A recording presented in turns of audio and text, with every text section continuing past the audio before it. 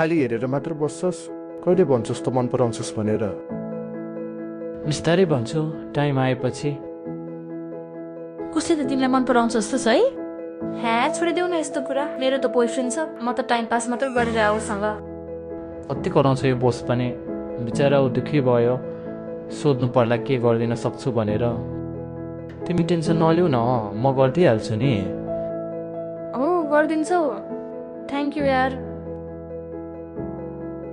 ऊ भोलि कति खुसी हुन्छ होला मैले यो सबै गरिदिएपछि कहिले भोलि हुन्छ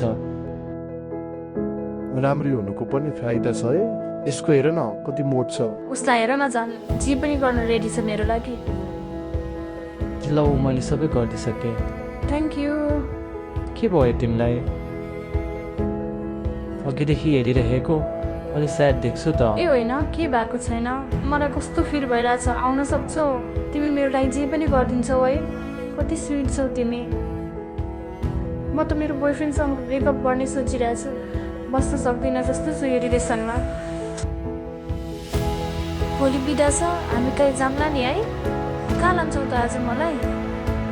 बस न तिमीले जहाँ भने त्यही लगिहाल्छु नि भइहाल्छ नि मल जाउँ न त हुन्छ त्यही गएर के गरौँ न रमाइलो भइरहेको छ है आज तिमीसँग त जहिले रमाइलो लाग्छ मलाई त्यो केटा चिन्छ तिमीले खोइ होइन जाउँ यहाँबाट थ्याङ्क यू है आजको लागि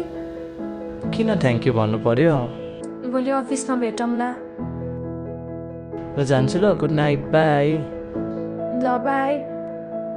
त उसलाई मन पराउन थाल्यो कि क्या हो होइन त्यस्तो केही पनि किन गएको त उसँग म त मेरो बोयफ्रेन्डलाई जेलस बनाउनलाई पो गरेको त यो सबै किन फोन गरिरहेको होला मलाई उठाउनै मन छैन अहिले किन फोन उठाउँदैन यो मान्छे कतिचोटि फोन गरिसके जहिले उठाउँथ्यो एकचोटि गर्दैमा हिजो किन फोन नउठाएको अहिले ब्रेकमा कफी खान जाउँ है मेरो आज काम छ भ्याउँदिनँ म कुरी बस्छु आऊ है खुरुक्क किन आउँदैन मैले के भन्ने बित्तिकै सबै गरिदिने मान्छे के भएछ आज उसलाई कति मेसेज गरेर बसेको आउँदिनँ भनिसकेको थिएँ त मैले कफी खान किन नआएको मेरो काम छ भनेर भनेकै थिएँ त तिमीलाई के भएछ यस्तो ठुलो स्वरले मसँग कहिले बोलेको थिएन के भयो तिमीलाई किन यस्तरी बोलिरहेको छौ मसँग किनभने तिमी र तिम्रो साथी कुरा गरिरहेको मैले सुनेको थिएँ ल राम्रोसँग बस है अबदेखि हामी कुरा गर्दैनौँ छोडिदिएँ मैले आफूलाई गुमाएर म उसलाई खुसी राख्न त सक्दिनँ नि